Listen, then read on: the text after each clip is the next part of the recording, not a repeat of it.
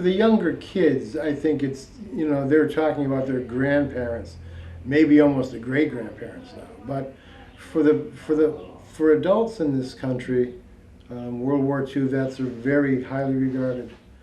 They've been called the greatest generation, and it was a war that had to be fought, and I think people still recognize the sacrifices those guys made and women made for us.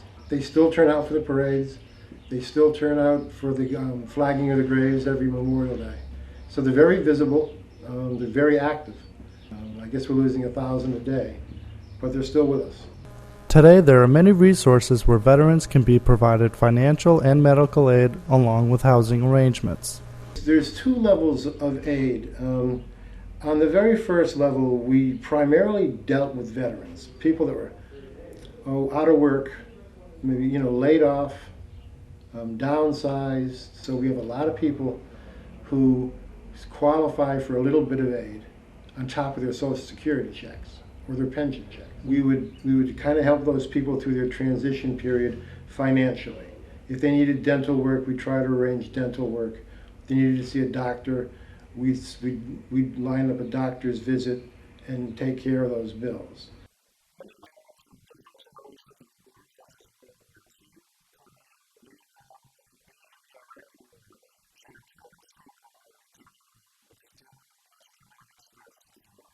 I'll refer them to, Greenfield has a VA clinic on Munson Street.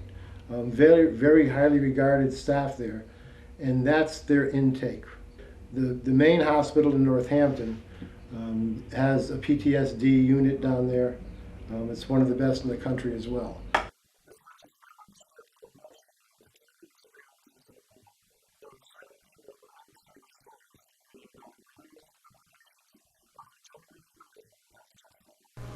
In her World War II biography named In the Claw of the Tiger, she goes into detail about the daunting experience of Japanese prisoner Frankie, nicknamed Porky, Lacoste during the Bataan Death March. It's a World War II survivor's tale. It's about 7 young men in 1940. They were best buddies. They had gone to, most of them were graduates of Athol High School or had been in high school and dropped out. In fact, the main character, Porky Lacoste, or Franklin Porky Lacoste, was actually a high school dropout. These were guys who were up for a madcap adventure. They figured they would get good jobs, lots of money, come back, and be kings of the castle. December 8th is when Japan attacked the Philippines, which is where all the rest of the men were. And many people don't realize this, but America surrendered to Japan. They were forced to march 50, 60, 70 miles, depending on where they originated from.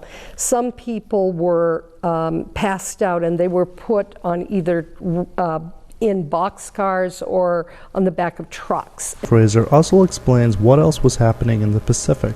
With General MacArthur stationed in Australia, he was plotting and planning on retaking over the Bataan Peninsula.